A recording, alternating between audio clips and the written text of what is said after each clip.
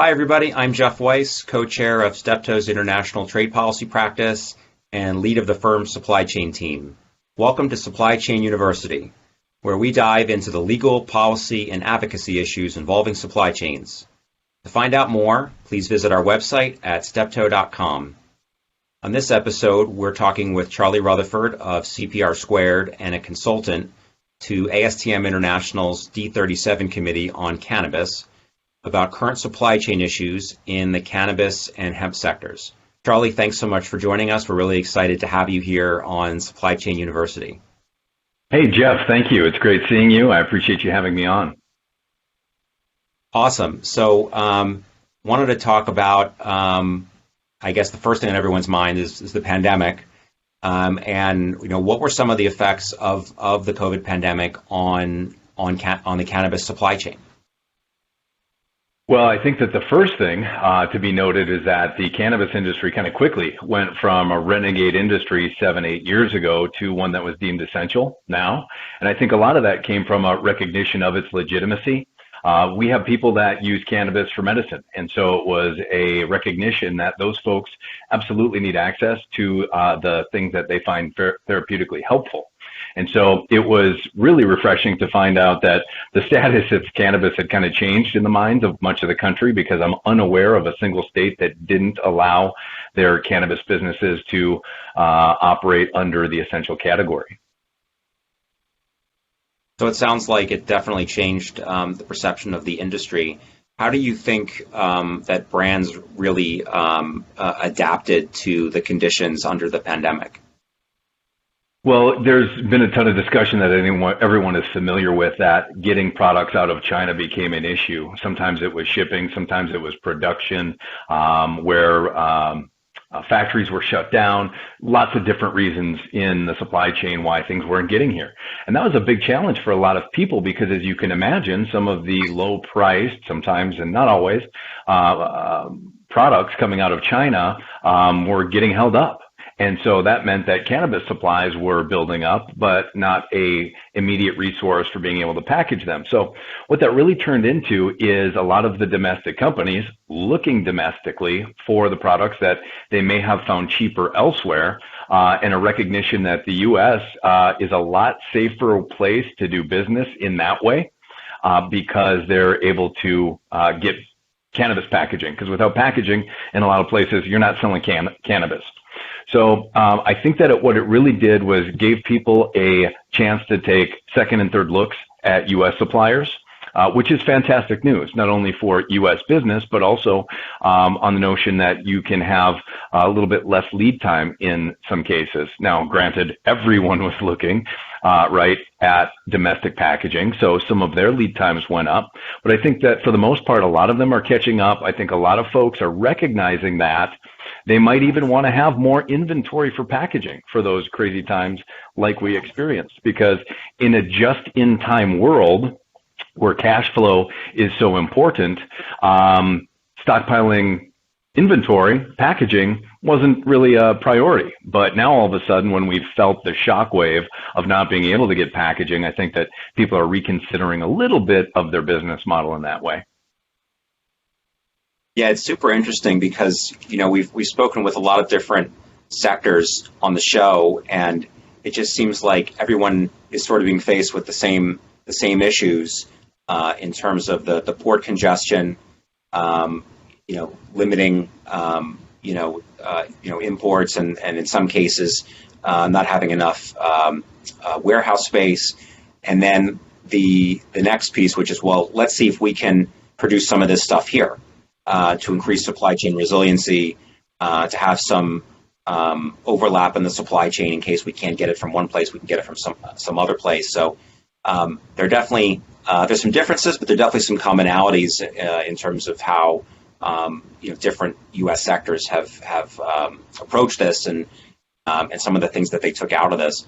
What other lessons do you think the industry gained from the pandemic? Well, I think what they're also finding is that as They built up inventories of cannabis products there for a while because for a minute there wasn't anybody doing much of anything because everyone was a little bit afraid of, even aside from any government mandates, people are naturally going to be concerned about their own self-interest. And so they're like, whoa, maybe I shouldn't be going out. Maybe I shouldn't be going to the store, whether it's therapeutically for medical reasons or for recreationally. But then all of a sudden an interesting thing happened when the message got out that the best thing you, cannabis fan, can be doing to save the world is staying at home.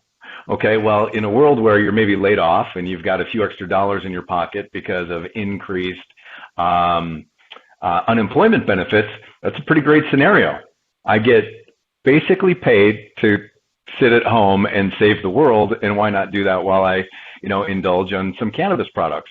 That was happening everywhere, and the growth of the industry was crazy. And so the industry at the same time was feverishly stockpiling products. And when you're stockpiling products, you need to make sure that when you eventually sell them, that they're in good condition. So I think it was really a recognition of, okay, we have products that we are holding on to for longer than we usually anticipate, because we had a glut for a while and now people are buying it again.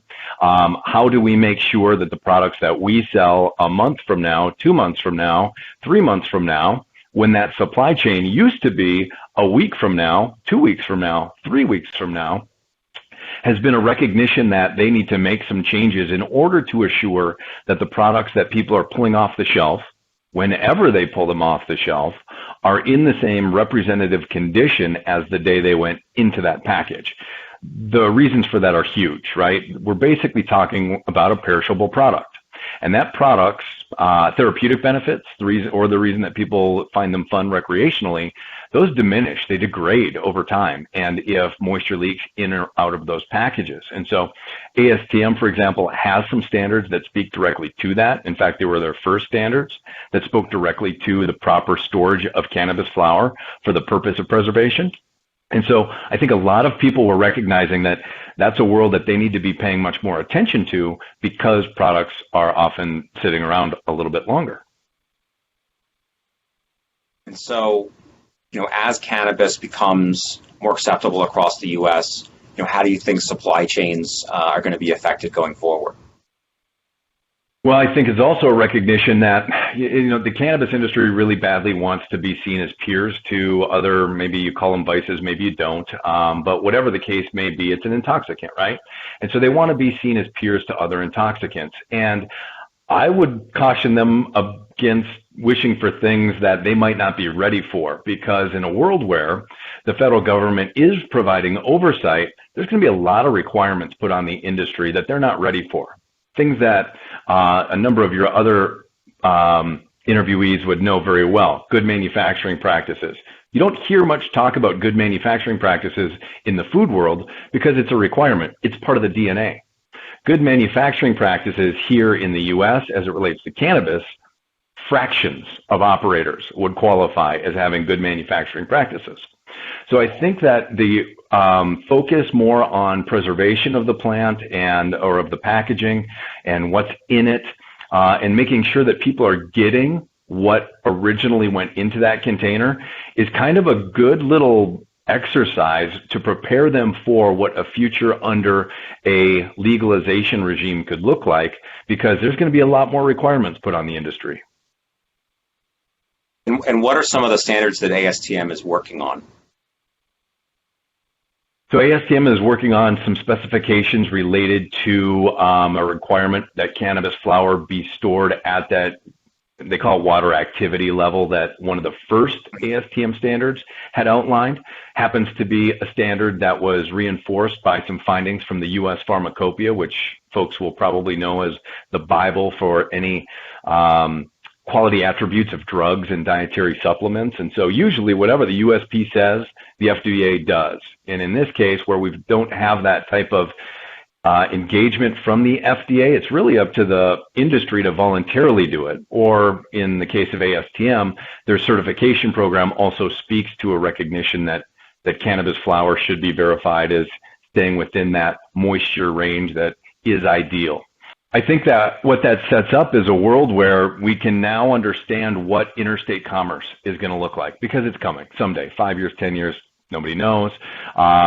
Global commerce is already happening. And so by standardizing, for example, in this one here, the amount of moisture in the cannabis flowers, that when you're buying 10 kilos in Germany and it's coming from Canada, you know how much moisture is in it. Or you're buying a few balefuls of hemp here in the U.S., you know how much moisture is in it. And so that's a really critical component, just one of the small ones that the industry is going to have to pay attention to in order to make a world where we can trade this across state and global lines much more easy. Yeah, and I think that's one of the benefits of developing these standards through ASTM International, which follows the WTO TBT committee decision principles for developing international standards. And so you talked a bit about global shipments, and so that leads me, I think, to my next question, which is what do brands shipping globally need to pay attention to? There's a lot of things that a cannabis product can encounter from, even if you're shipping it across town. Think of something going on the back of a truck. How long was it sitting on the loading dock? Was the door open or closed? What was the temperature and humidity that day? What were the conditions of the truck that it went into? Did the driver stop anywhere and turn the truck off? That's just getting it from Dallas to Houston, right? So when we're talking about shipping something globally, and it could be going by freight in parts, it could be going by plane in parts, it could be going by ship, and all of the things that are no longer in your control, you are at the mercy of the environment in a lot of different ways on the way there. How can you ensure that the person receiving it, the company that you're selling it to, is receiving it in the same condition where it's safe, where it's efficacious, and where it's not going to hurt someone? Because you're potentially not only selling a global relationship, but if that product is somehow contaminated because of the way that it was shipped, or more accurately, what it encountered and wasn't ready for in the supply chain, then that's going to affect patients as well. And so if it does happen to make it through into the retail stream and somebody's buying something that's got mold spores or yeast, which is incredibly common, that's an issue for somebody that's immunocompromised. And so all of a sudden we could go from a world where this global trade makes a heck of a lot of sense, but then all of a sudden if people are getting hurt or substandard product is what's received on the other end, we might be creating an issue where global commerce doesn't look that attractive. Right, so having that common baseline of ASTM standards to ensure safety is going to be really key for keeping trade open, whether it's between states at some point or among countries. What do you think U.S. regulators, I guess at this point mostly at the state level, what are they looking at in terms of requirements on the industry? Well, the National Conference on Weights and Measures, for example, I happen to co-chair the Cannabis Task Group, and they are really taking an entire look at the industry. National Conference on Weights and Measures, their primary reason for existing is to regulate commerce within their states. And so this is a group of state regulators who formed a national conference to discuss some of the issues happening in their jurisdictions. And as you can imagine, cannabis at each meeting is more of an interest to more folks because at each meeting, another state has allowed for medical or for recreational cannabis. So it's not going away. Even if they do or do not support it, they are aligned in the idea that if it's going to exist, either by the will of the voters or by the legislature, we got to do it right. And doing it right is really a few simple things. It's making sure that people are treated fairly. Am I really getting what I'm paying for? Is this ounce and ounce? And that includes B2B sales. That includes B2C sales. So to businesses, to consumers. Is it safe? Are the label requirements there? Does it have a responsible party? Does it have the net weight or net count? And does it have a declaration of what's actually in the packaging? So there's a lot of, those are the really broad strokes that regulators are going to have to deal with, but there's a lot of intricacies too, because we're dealing with a material, either cannabis flower or its derivatives, that have some of the highest value on the planet, pound for pound. I mean, there's precious metals and precious gems, basically saffron and then cannabis. And so this is something that's incredibly valuable, and it has an incredible black market value too, right? Even higher in the black market. And so what they'll also be looking at is how do we minimize the chance of diversion, which is most of the reason for the track and trace systems to exist. And so they're considering some ASTM standards that would virtually eliminate a very large current and gaping hole that would allow bad actors to divert about 5% of all of their inventory in a way that no track and trace system could ever detect. And that's just by manipulating the moisture within cannabis products at certain points in the supply chain to evade detection. And so that's something that could be happening now. And that's one of the things that the national conference is considering in kind of a really a 360-degree approach to how do we make sure that all of those things exist, where it's fair, where it's safe, where it's efficacious, and it reduces diversion, so that if it has to exist, it's a full functioning industry that doesn't have too much burden on it, because they're also, thankfully, being very sensitive to that. Sounds like a great initiative, and it also sounds like the ASTM work in the D37 committee could potentially be used in the National Conference on Weights and Measures work as well. For folks that are looking to get involved in the D37 committee work, what's the best way for them to do that?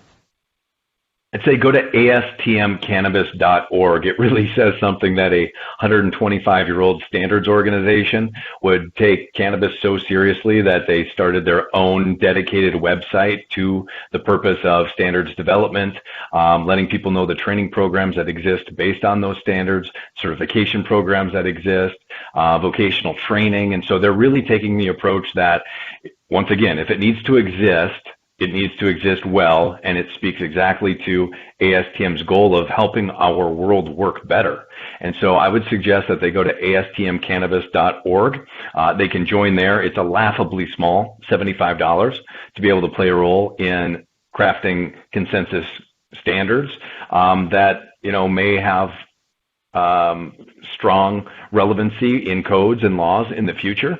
And they can play a role in creating those standards that they either will be judged by or will be judging cannabis stakeholders by. Great. Well, thanks so much, Charlie. Really appreciate your coming on, and looking forward to continuing the discussion as these issues develop. Thanks very much, Jeff, for having me on. Love your series. Thank you for that. And that's it for this edition of Supply Chain University. You can find this and all of our videos at steptoe.com. You can also find us on YouTube, where you can like and subscribe.